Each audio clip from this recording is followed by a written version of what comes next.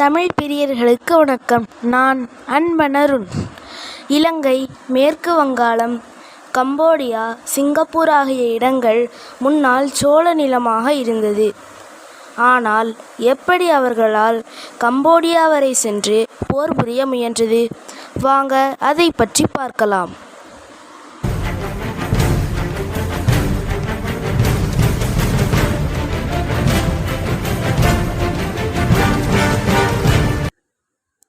சோழ நாடு விரிவானதற்கு காரணம் ராஜேந்திர சோழர். கிழக்கே ஸ்ரீவிஜயம், தெற்கே இலங்கை என ஆண்டு வந்த ராஜேந்திர சோழர் ராஜராஜனின் மகனாவார். ஒரு நாள் அவர் கங்கை ஆற்றில் உள்ள நீரை கொண்டு வரும்படி ஆணையிட்டார்.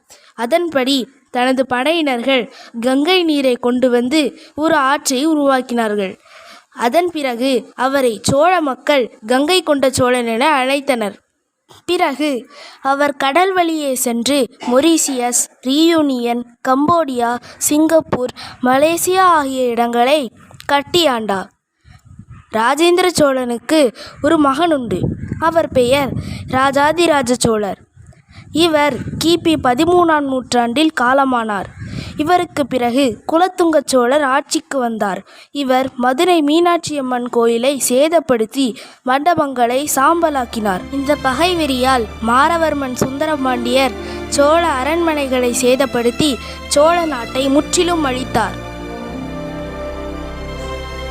இந்த அழிவின் காரணமாக தன் உயிரை காப்பாற்றிக் கொள்ள சுந்தரபாண்டியனிடம் ராஜாதிராஜ சோழர் மண்டியிட்டார். அத்துடன் சோழ வம்சம் என்ற பெயர் இல்லை.